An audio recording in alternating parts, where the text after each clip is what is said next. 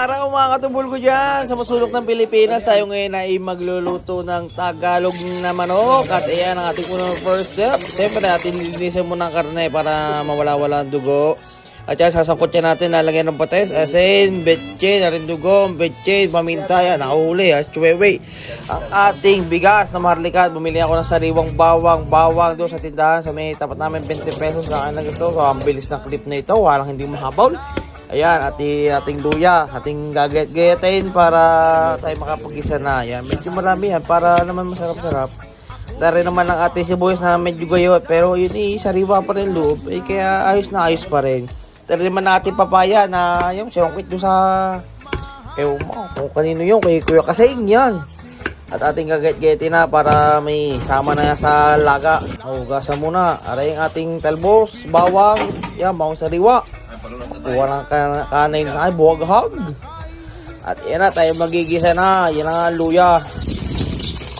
Ang lalaki ng gayat. Pinagsabay-sabay na para magkakasabay-sabay na sila lahat na igigisa. Ayan ating karne. Iyan, at pinatira. Nalagyan tubig. O, tabay muna na kaunti at babagong salang. Kwentuhan muna ng mga kung ano naman din ang mga gizmiz natin dyan mga.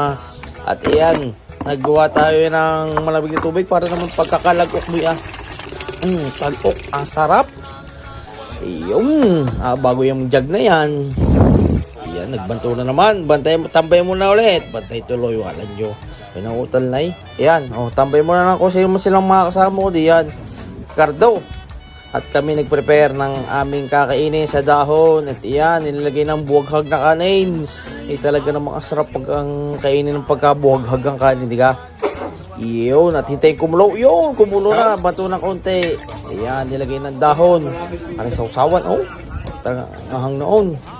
Nilagay na ang talbos ng sili. Ayan, syempre, ang atay balunan, itatabi.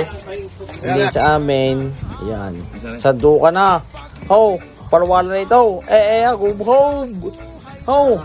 Pangagaw na. Kahit mainit talaga ng pangalay. Ay. Kahit aso itakol din pagari nakagatan ng karne. Rin kamusta?